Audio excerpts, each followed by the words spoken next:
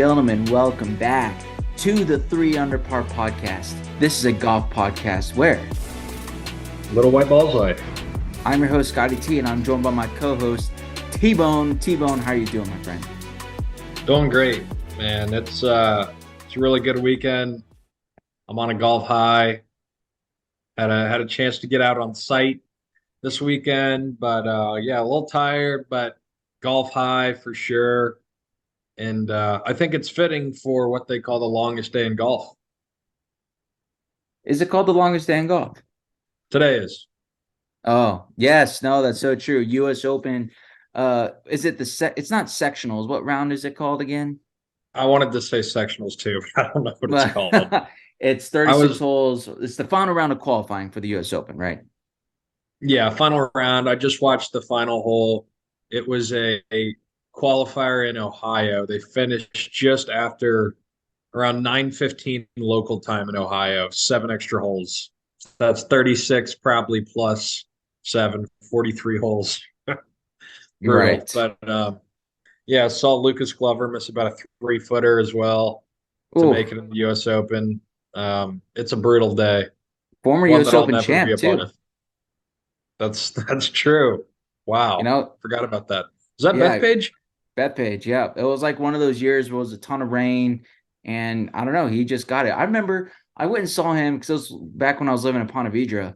I saw him play at that point, web.com like tour championship. And I'm like, and this was back in what, 2015? I was like, you were a former US champion like less than a decade ago. How are you here right now? Like, so very strange time, but he was, and if we do a little throwback here, he was one of our first golf gossip episodes or segments, and I can't exactly remember, but it's had something to do with his wife.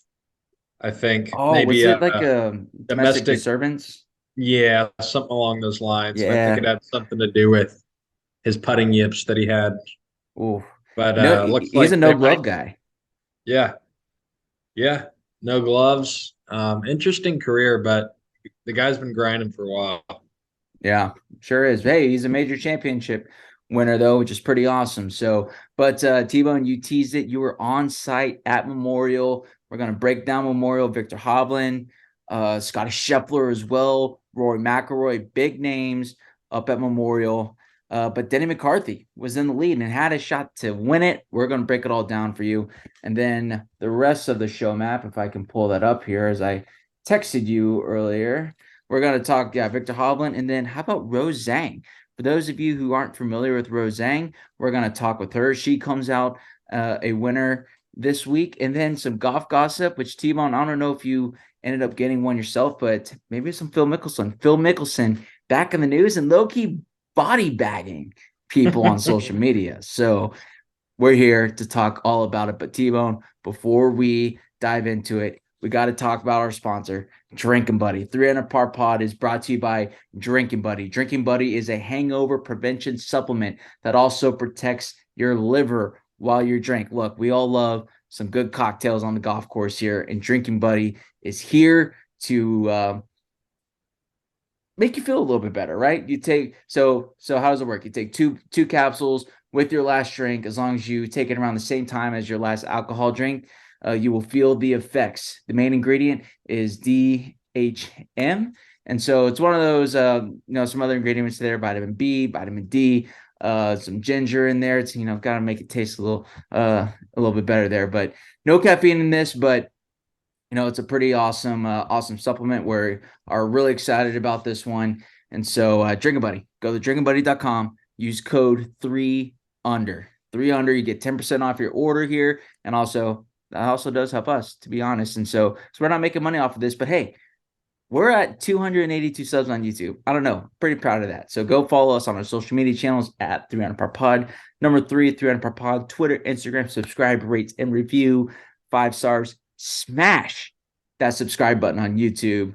Going for those 1,000 subs, T-Bone. That's the goal, right? Love it. That's we're trending a little better than I thought we would be. I like to hear that.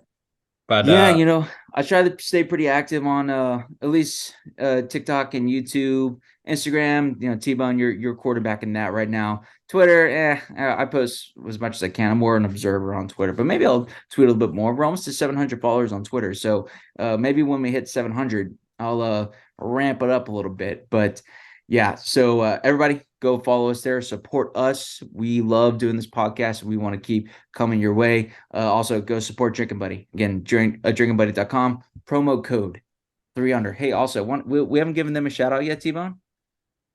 Shout out to Roback. You see that? This is the new like Baylor Texas shirt. Oh, nice, nice. Yeah, that's Yeah. good look. I mean, they're not an official sponsor of the pod, but they are friends of the pod. They've been on the show before, so really excited. We love the team at Roback, super awesome people. So we don't have a promo code or anything like that, but go support them. We just love their shirts. Yet. Yeah. Did I miss anything? No, I think you nailed it. All right, Yeah, man. full speed I ahead. think yeah, full speed ahead. T-Bone, I'm going to turn it over to you because you were on the grounds.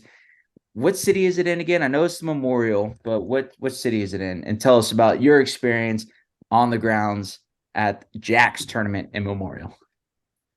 So the Memorial Tournament is in Columbus, Ohio, home of the Ohio State Buckeyes.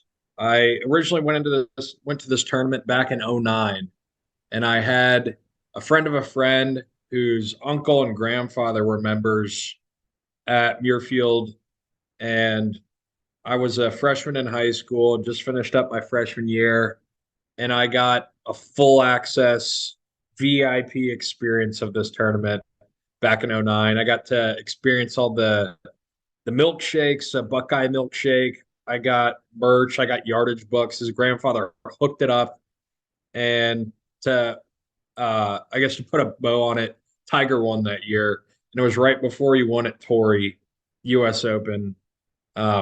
So it was right towards the end of, I guess, his major run, but it was such a cool tournament. And it had been, I guess, 14 years since I'd been back. So this time got to get a little more experience of the town, the nightlife, not quite as much as the VIP with just the general admission tickets, but had a buddy that moved there, and Columbus is a blast. It is an awesome town. I think going to Ohio State, now that I've been there, would be one of the coolest schools ever to go to. But it just a great town, great tournament, and we're kind of talking about what to we're talking about what non-major is better than the Memorial. Got to put Well, in the first player. off, are you throwing shade at Waco, Texas for our Baylor Bears? Uh, yeah, Yeah, well, fair. maybe a bit. Because Um, for the record, we were at Baylor like pre Magnolia when Waco was still kind of Waco. Now it's gotten nicer, bigger as well. So that's beside the point. Fond memories though. yeah. Shout out to the lodge and all the other good spots, right? Scruffy Murphy, shout out to you, Scruffy Murphys. But yeah, bigger tournaments than the Memorial. That's not a major. I feel like that's I want to maybe say a WGC, but like nothing really comes to the top of my mind. The only one that does is maybe Riviera, the Genesis. Those are maybe are on the same level though. I don't know if that's better. I don't know. What do you think? What'd y'all come to the conclusion of? I couldn't really think of anything. I mean, it's an awesome tournament, awesome course, and it's Jack's tournament. You got the Honda, which is Jack's, but it's kind of the adopted child. Muirfield, the Memorial The is Honda. You mean on a Palmer's tournament? no, the Honda. The Honda. Okay. The Bear Trap. The Bear Trap. Last Bear three holes trap. of the All Bear right. Trap. Yep. Yeah. So I feel like that's the adopted redheaded stepchild, Jack. The Muirfield Memorial Tournament is his baby.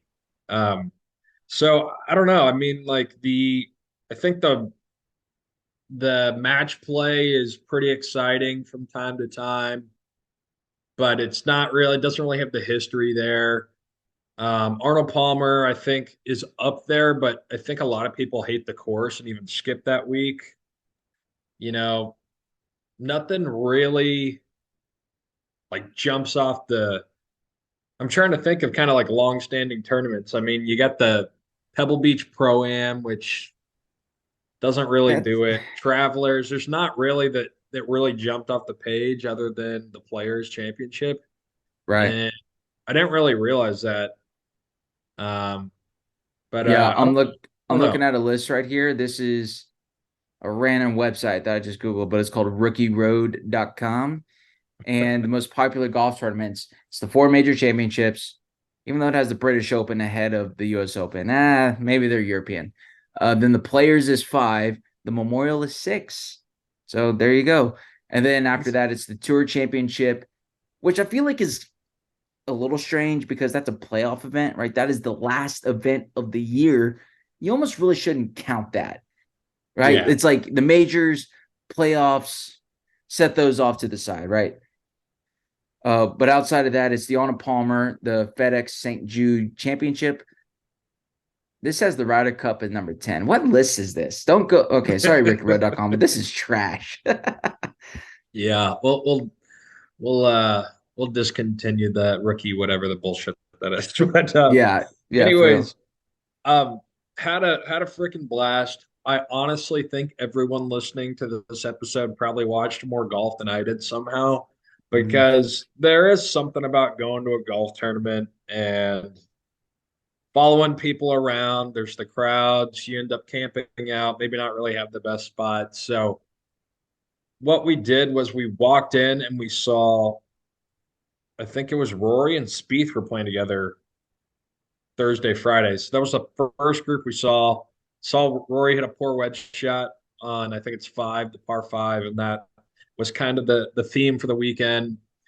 Watched, got to see JT, Shoffley, Morikawa, and arguably one of the best parts about going to a pro tournament also is watching them warm up and putt. It's crazy. We're just standing there with a couple draft beers, and we're 5 feet from Rom and Morikawa. It's Wow, just unreal. that's cool. And um, after that, we kind of just posted up in a spot. It's hole 12, which is kind of a replica of Amen Corner, hole 12, but it's like 170. It's a nasty hole, but there's a shaded tree. We had good service, so just hung out there for a few beers. And then Saturday we played, and Sunday was a travel day. So I really didn't get to watch that much golf. But to briefly touch on my round, man, one thing I miss that we'll just never have playing Texas golf is just a lush beaver tail, pancake, whatever you want to call it, floating divot in the air. There's so many times I was playing, I'm not even watching the ball. I'm just making contact and watching that divot float in the air. But watching just playing on a course, it's green, lush. God, it's awesome. Rolling hills. That's something we just don't get. And it was really fun to play. But I've got some good picks from the tournament, from the course we played. So I'll be sure to throw that on the Insta. But did the group I was with, I will say, I got a little feedback on the podcast today or Oh, on okay. over the weekend. And I don't know, I think it was there's a big sign of Rory, and I was, saying we should take a pick in front of Rory, and I kind of got some flack from the boys that were way too big on the Rory fanboy club. They said we give him way too much credit. We're we're kind of you know, not in reality of his game and just way too big of proponents as we should be for Rory. So I don't know. I'm curious to know if anyone else thinks that, but I got a little bit of heat this weekend on our Rory fan club um, podcast. So we'll uh we'll have to see how that plays out, but might be a good transition to briefly touch on him because once again, kind of another disappointing finish from Mr. McIlroy. It looks like he did have the wedge game kind of out of whack, and it felt like he did have that in gear for a while now. And it's kind of been the driver that's been the issue, but just a disappointing finish. Just would have been an awesome win for him, and it looks like he just kind of one step forward, two steps back on Sunday. But um, yeah, I don't know. Any thoughts there, Scotty T? Well, look, I mean, Rory McIlroy, are we fanboying? Maybe, but how can you not fanboy on the guy? He is a four-time major championship winner. He's won the Players Championship. He is the leader of the PGA Tour right now, right? Like, especially with the whole live split, that's when Rory, in my opinion, really took the mantle from Tiger. Post car wreck, which one? Hold on. The wreck in LA that really jacked with his leg. Sorry. Tiger is really, he's kind of taking a back seat, and it's just due to injury. That's from my perspective. I'm sure he's also doing a ton behind the scenes. I'm not discounting that. When Tiger puts his step forward, like Tiger is still the GOAT, he's the leader, right? But in that meantime, when there was that vacuum, Rory really stepped in and he took the mantle as the leader of the PGA Tour. He's one of the best players in the world. What is he still like ranked number 3 or 4 in the world at the moment? Like, sorry, he's not Scottie Scheffler and is hitting the ball absolutely amazing. Yeah, I don't know. I guess I could see where they're coming from, but like, I don't know if it's totally misplaced. But I feel like Yeah, I feel like we also get caught up in the moment. Honestly, I feel like this is a better criticism. We get caught up in the moment of who wins that week. Morikawa wins this week. Oh, he's one of the best players in the world. Scottie Scheffler. Oh no, he's the best player in the world. Jon Rahm won the Masters. Why didn't we even think of Jon Rahm? He had one bad week and we just threw him under the rug. So I don't know. That's just my opinion. I could be wrong, but hey, we appreciate you listening. yeah. No, well, any And come on the pod. It's a free invite. I'm looking at yeah. you, everybody. We You also know who we you also are. need to look at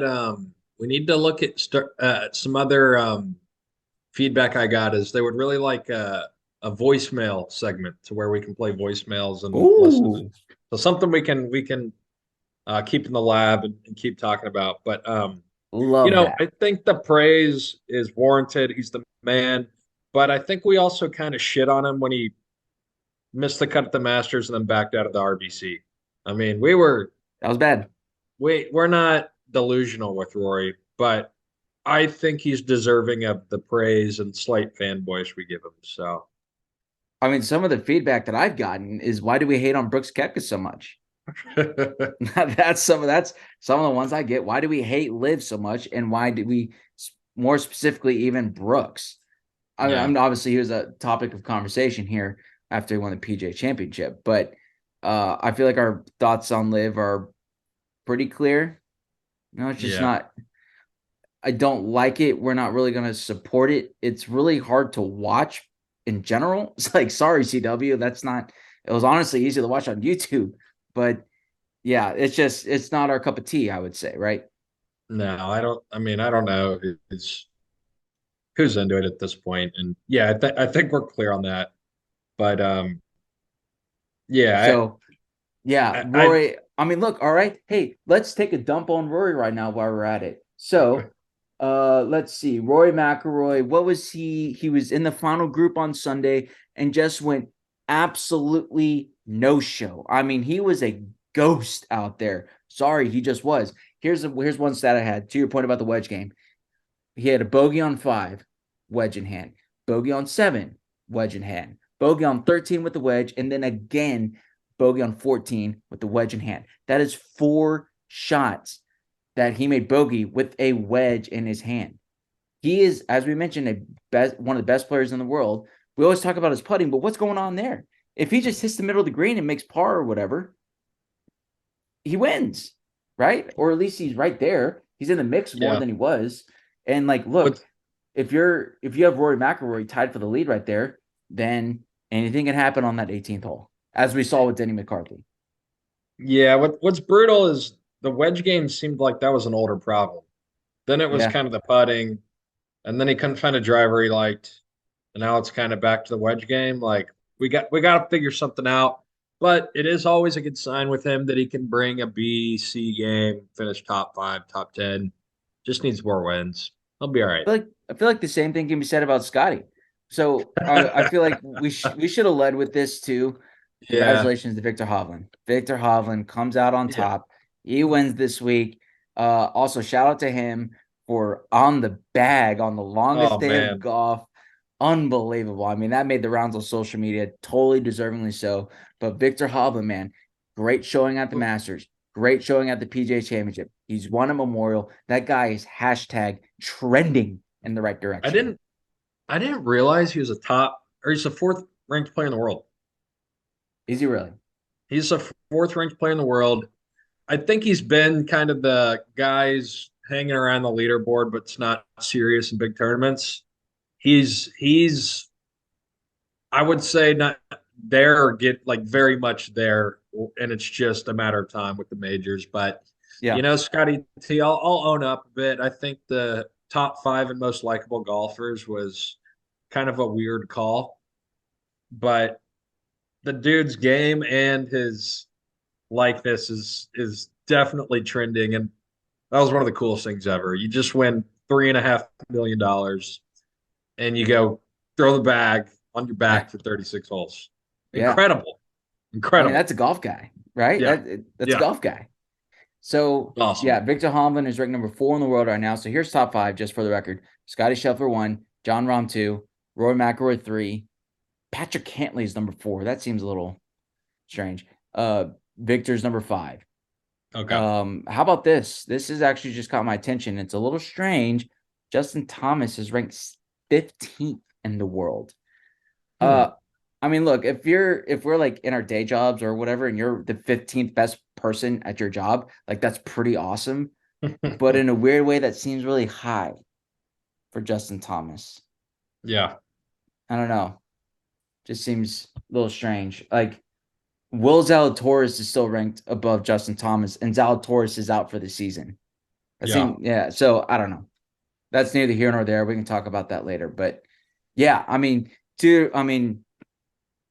Victor Hovland, people are going to know about him. I don't know if he'll be a household name here soon, but look, if he wins a major here shortly, he has that likability, that goofy smile where he looks like he's stoned the whole time. Like, people are going to absolutely fall in love with him if they haven't already. Yeah. What's great about his golf game is like it feels like he knows what the weakness is. It's always been chipping. He's amazing at hitting the ball and putting.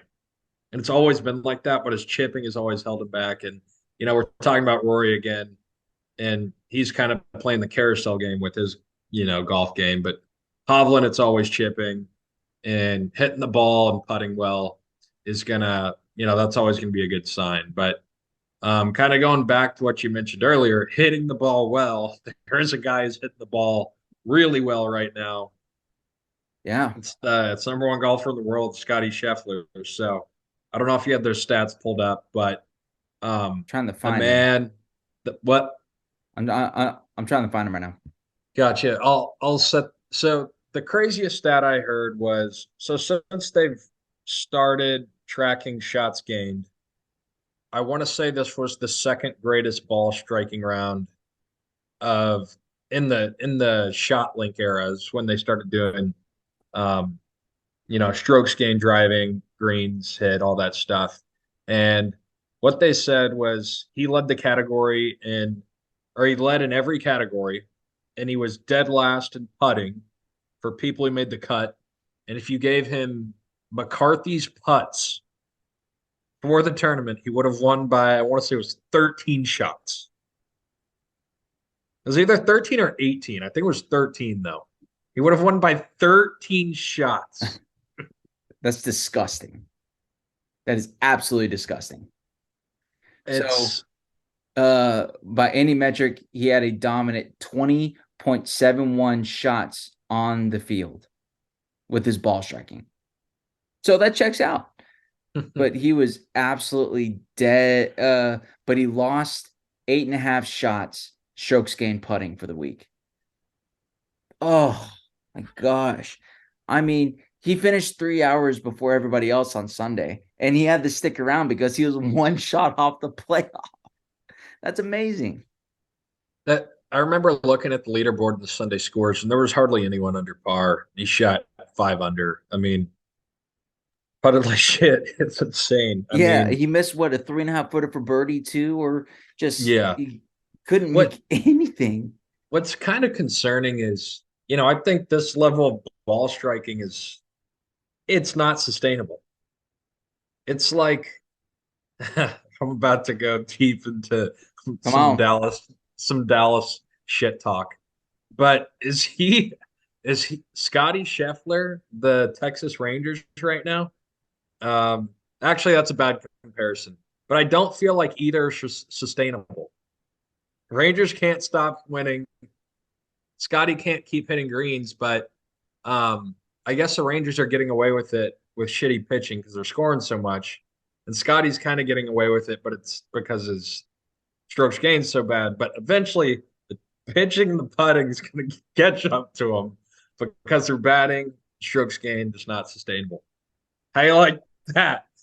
I'm gonna clip that, dude. That was those Dallas guys are gonna hate you for Oh that. man, Honestly, though, I was thinking about that. I was actually talking to my wife about that the other day, and it was like, how are the Astros like 3.5 games back from the Rangers right now? Like, what's going on? They're yeah. like the Tampa Bay Rays. They just can't keep losing. But honestly, I don't hate the comparison. Like, is it sustainable? I mean, we ever seen a level of ball striking like this? Like, I don't know that answer because we always talk about who's the best player in the world. Like, all right, you got Rory, Rom, and Scheffler on their A game. Who you got?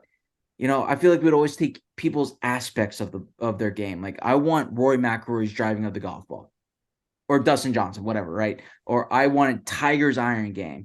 I want Brad Faxon's putting, or whoever it is, right? It's always some of people's games.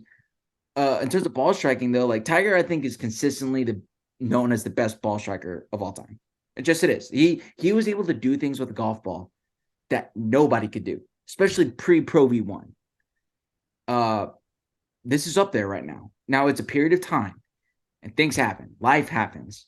You get hot and you're not. So it's definitely not sustainable. Putting is more sustainable over time versus ball striking. But what we're seeing right now from Scottie is pretty much unprecedented. Well, at It's least since just Tiger. almost it's just you want these things to time up a little bit. How you're Yes. putting and how you're hitting the ball. And the putting can't be this bad.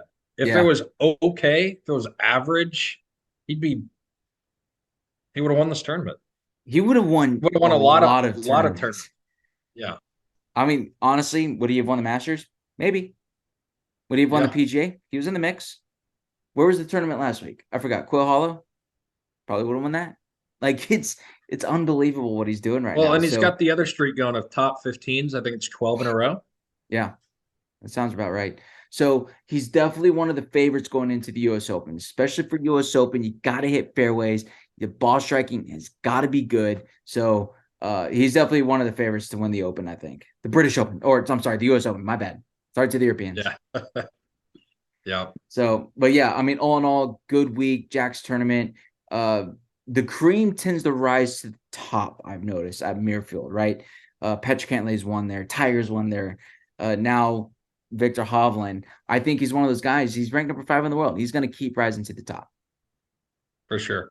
For sure. So that's all I got for this week. Thomas, though, I'm sorry, for the tournament. Any other parting thoughts before we move on to I want to touch on Rose Zhang real quick, and then we'll do some golf gossip. No, I would just say if you can make it to this tournament, go. It's awesome. The city's awesome. The tournament's awesome. A lot of cool courses you can play. I'll share a little bit of the trip. Oh, and just to give a little teaser, this wasn't my idea actually, but it was so incredible to see it on the other side, being on the on the other side of this. But we did a golf trip with our buddies, and we played a course called the Virtues, about 45 minutes out of Columbus. Incredible course, so damn hard. It was it was weird. Every fairway was 100 yards wide. One of the easiest driving holes. I played from the middle of the fairway all day, and I shot 88. It was insane. It was insane. Wow. But one of the things we did was my buddy said, "I've got a little punishment," and we're like, "Okay, what's the punishment?" He's like, I couldn't. He's like, you'll see it when you see it." And we had two foursomes. We were trying to decide what the punishment would be, and we decided if you didn't hit it past the ladies' tees, you'd have this punishment. And next thing I know, we're on the full two tee box, and the group behind me, guys wearing a nice yellow and pink flower dress. That was so nice to be on the receiving end, and we had a wide range of handicaps there. And let's just say the dress got passed around a lot, and it was nice to see the sweaty, low cut top being passed back and forth. And as bad as I played, I didn't have any close calls with the women's tees. So I can say, even though I shot under par, the last time I shot under par was in a dress. Still a lot better being on the other side of the dress on a golf course. So You'd rather shoot 88 and not wear a dress, huh? probably, Yeah. unfortunately, yeah. This one especially. This was spaghetti strap, low cut. I had Yeah. a little more of a I sporty top. I thought I saw an Instagram story of a dress of the group you were with. I don't Yeah, think it made our Instagram story, but it was somebody else yeah, that was there. yeah, yeah. And I was like, oh, I was like, did Thomas bring that? Yeah, I'll throw up a nice Insta for the crew. Few shots from the trip, but yes, to put a bow on it, Columbus tournament golf, uh, the city, everything. It's awesome. That's Make a awesome, trip man. of it if you can. Highly recommend it. I'd love to get up there someday myself. So moving on here, T-Bone, we'll do this, and then I gotta cut us off for golf gossip. So Rose Zhang. I want to talk some lady golf here. LPGA Tour. Rose Zhang. If you're not familiar with her, get familiar with her. She just turned pro this week. So first tournament out at Liberty National, and she goes out and wins. It is the first time in 51 years. So let's see. She becomes the first player to win an LPGA event while making their professional debut since 1951. How about that? So Rose Zhang, did she graduate from Stanford? She went to Stanford. Did she turn pro early or did she graduate? I'm not entirely sure, Yeah, I'm but not either. But she went to Stanford. I mean, this girl won it all. She won the U.S. Junior. She won the U.S. Am. She won the Augusta National Women's Amateur as well. And then she won the NCAA championship a mere 13 days ago. Turned pro her first week and is already an LPGA Tour winner. Unbelievable. Rose Zhang. It was a second playoff hole at Liberty National. Liberty National is a great golf course. It hosted the President's Cup a few years back. And the second playoff hole just hit an absolute gutsy shot with the hybrid, it looks like, to probably about, I don't know, 8 feet or so. Sealed the deal over Jennifer Kupcho. Rose Zhang, phenomenal week. What a performance. Who wins their first time on tour against pros? That's amazing. yeah, Definitely I worth think that mentioning. the other stat was, or thing I heard was, I want to say she's the first female golfer to ever win on a sponsors exemption. Wow. She also was born in 2003. So if she did graduate, she graduated early. I think she's 20 years old. But if you followed her remotely at all, she basically every time I'd turn on the golf channel and there was a women's amateur event or college tournament, she basically won it. Yep. Like this is like some potential Tiger shit we got going on. Like she is She the might have real had deal. she might have had a better career than Tiger did at Stanford. Yeah. I mean, seriously. Yeah. No, she's insane.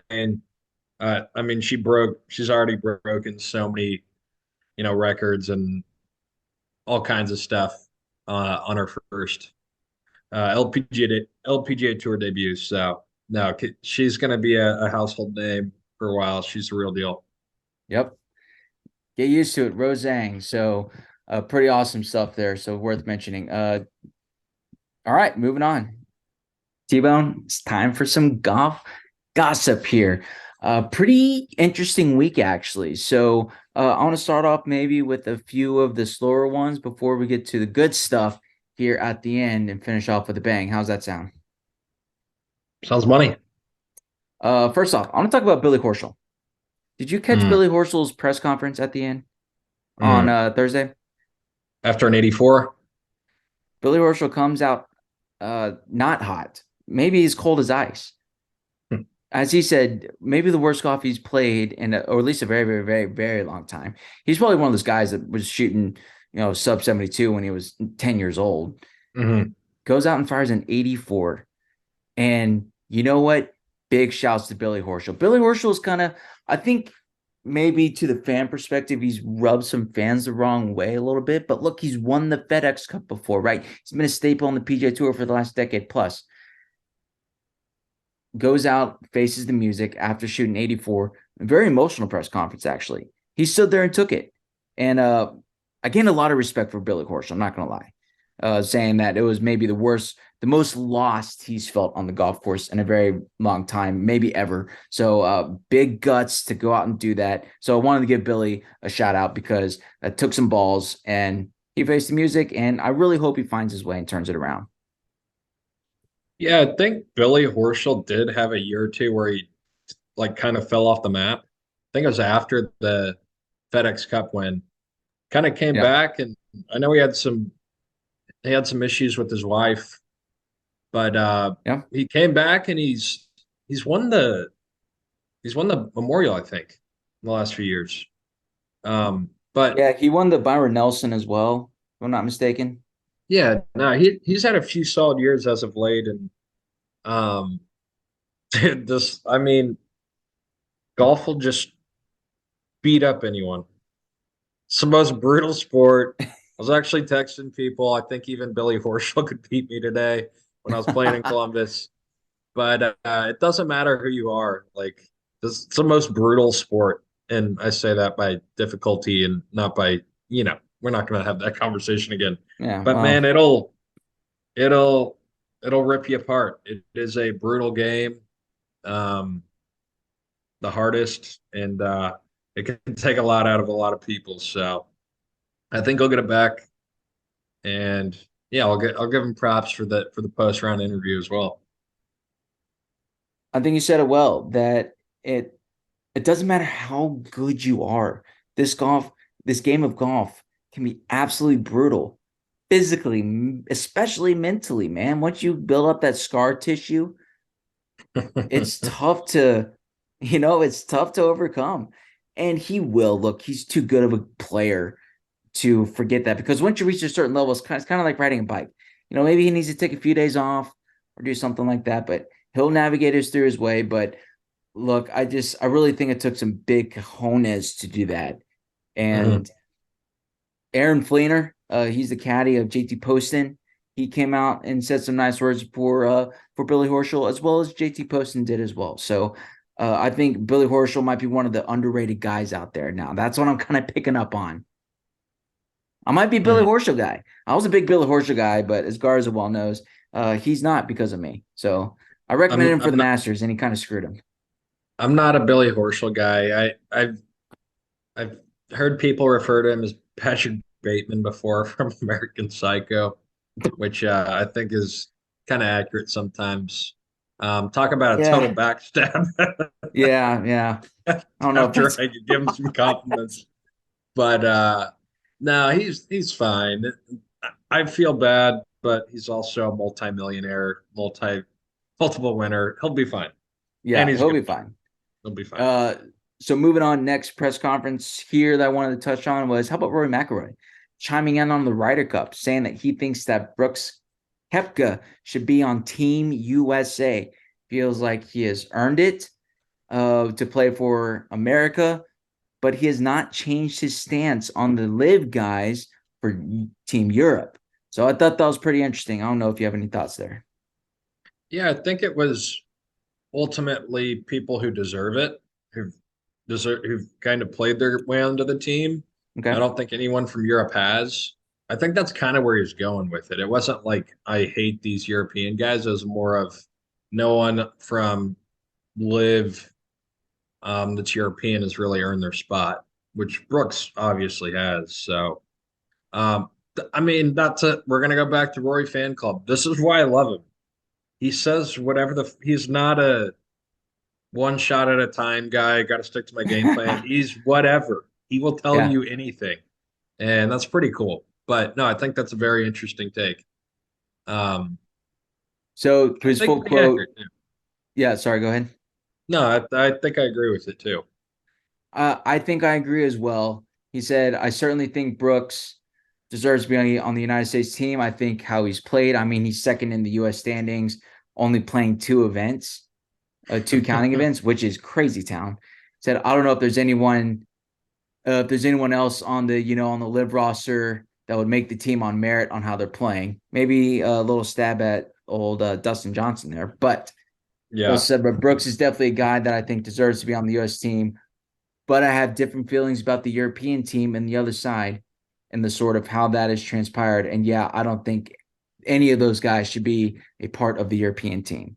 So almost sounds like a bit of a double standard. Like he starts off by saying he's earned it on merit and the Team USA should be on merit, but not Team Europe. So Yeah. I don't know if, again, that's what he was trying to say, but that's definitely how it came across, in my opinion. Yeah. Yeah, I mean, it's going to be interesting because I think this is a really important Ryder Cup and decisions to be made because it could set a precedent of Yeah, years to come, and it could make live a lot more appealing, especially if you got guys that can do Ryder Cup and live. So true. I don't know. It's a messy situation. We'll see. We'll see what happens. Absolutely. Totally agree. And then last piece of golf gossip, I got T-Bone. You want to talk about Phil or you want me to? I'll give the little appetizer. I think Okay. Phil is back. At least on Twitter, Phil is back, and I'm loving it. Personally, I'm loving it. The one thing I saw was I don't know if this was a real tweet or not, but I think he even mentioned something about Rory looking tired and saying he should join Live, but I think uh he's like I don't think any team would want him. uh, so he's saying that, and then he's getting in just he gets into an absolute back and forth with a variety of different guys about his gambling debts and Randall Chambly, and it's kind of a back and forth. And I can let you kind of go ahead and read the tweets there, but Phil does not hold back and put some people in a body bag. And I'd love to see his personality back because I think he is a underrated shit talker, and I think he's hilarious. But do you have the actual tweets pulled up? Because they are solid. I did, and I just lost them actually. Dadgummit. So I was trying to find the Rory McIlroy one where he was pretty much saying that, yeah, Rory looked tired. Man, that's hold on. Sorry. My research team did not prep me in time. I So can see if I uh can beat. Okay, I've got it. If you don't, okay, yeah, I think I got it here. So there's a story that came out, can from a guy named Eamon Lynch. Yeah, Phil, he's going scorched earth here. He's going absolutely scorched earth, especially against golf media. And look, I don't think he's necessarily wrong. I don't think he's right, but he's not necessarily wrong. I think there's a middle ground here. And so, yeah, he's going hard after this dude, going hard after Brandel, but they've also come at him equally as hard, to be fair, right? Maybe worse, actually. And Phil's just like actually standing up for himself now. I think he's been like live long enough now, kind of calm down, but he's still getting the fires again, baby. And so yeah, there's this random guy named at Mr. underscore Skilling. Says, speaking of professional help, how's your gambling addiction? Phil said, haven't gambled in years. Almost a billionaire now. Thanks for asking. Oh, just absolute mic drop. Wow. Get the body bag out, right? Also, he said he hasn't gambled in years. How many people actually believe that? Like, I think the no, IRS is still up his ass. And so that's why he has to say that for legal purposes. he was probably gambling on his own round at the Masters. But I'm just envisioning like the Wolf of Wall Street, where he's like, you know what this is? Hey, I found a year's worth of salary in my pocket. Call it fun coupons. yeah, That's how I envision Phil on the golf course. for sure, for sure. Um, Yeah. but yeah, I don't know if this was a part of the same line of tweets, but he kept going. I think Brandel chimed in about um Brandel has always said something. He's always said, I'd love to have Phil on, live from the US Open or live from the PGA Championship. And people kind of accuse Phil of, backing down to that. And Brandel blocked Phil on Twitter. Did he There's really? there's no chance for him to respond. And Phil's response Wow. was, poor Brandel, he can rip apart me and countless others, but as soon as someone shows his ignorance, he can't handle it. He's softer now than he was as a player. Ooh, man. So I think Phil's a sketchball, but I kind of love him. I at least loved his old personality. I was really confused when he was the quiet live guy with gambling rumors, but I think we're slowly getting back to at least a more normal Phil. It'll never be normal with him on live, but Yeah. some good golf gossip for sure. Yeah, no, it's fantastic. So the full quote on the Rory one is Rory, as worn out as Rory McIlroy was after the Masters, and his need for an offseason live would be perfect for him. Problem is, I don't think there's a team that wants him because they'd have to deal with all his BS. And the first reply that I saw on Twitter was Rory from the Netflix documentary Full Swing, and the quote says "F you, Phil." That's Oh yeah. That's awesome. that's when the internet's a great place, man. That's when the That's internet's a great awesome. place. That's awesome. Yeah, I agree. It's good to see him back. It's good to see his personality back more than anything, right? Hate For him or love sure. him, everybody loves Phil. Or at least his personality. So, T-Bone, I think that's all I got. Any other parting thoughts that you have before we close this out? No, this was a good pod. I feel like the convo was flowing. It was good to be on site. We need to get you on site this week. I don't know what tournament it is, but um, it I don't know. It was a good week for golf. Conversation was flowing today. I think we rocked this one. Yeah, I agree. And big shouts to you, T-Bone. This week, you know why I won't be on site? Because it's the RBC Canadian Open, and I'm not going to Toronto for for the Canadian Open. But then after that, it is the United States Open at LA Country Club, LACC. So get really excited about that. But before we get Nice. out of here, T-Bone, I agree, great episode. Go to drinkingbuddy.com, our official presenting sponsor of the pod, drinkingbuddy.com. Use promo code 3under for 10% off on your order. So it's a capsules. T-Bone, you taking the product. I still need the, maybe I'll see you this weekend, but you're going to Europe. So we'll figure it out. But I need the product. I will be using the product, and we like them a lot over there. Drinking Buddy. That's why we partner with them. So go to, again, drinkingbuddy.com, promo code 3under, 10% off your order. And then go follow us on social media at 3under pod. Subscribe, rate, and review, especially YouTube. Hopefully some golf videos coming down the pipe. And then maybe, I don't know, school started again, T-Bone. So it's just, Yikes. we're back, dude. To go to Europe for a week, maybe a week off, and then prep work. And now we're back to it. Grind don't stop. Yes, sir. So Yes, hopefully sir. golf videos, though, coming your way. I think I'll be able to get out to the golf course this weekend. We'll see. We'll see. Nice. Get you some. No promises. So we appreciate everybody, the audience. Love the feedback of voicemails. We'll figure it out. This is kind of stuff we need because we want the listenership input to make this the best possible podcast we can. T-Bone, with that, that's all I got. Final word to you. I think we nailed it. I love this episode. Went by quick. I think we could be going for a little bit longer, I think we could. but we'll save it for next week. Next week, everybody tune in. T-Bone may or may not be coming from Europe. We'll iron out the details, but we appreciate you, the listenership. And I'm Scott, T-Bone. And remember, What a white ball's like.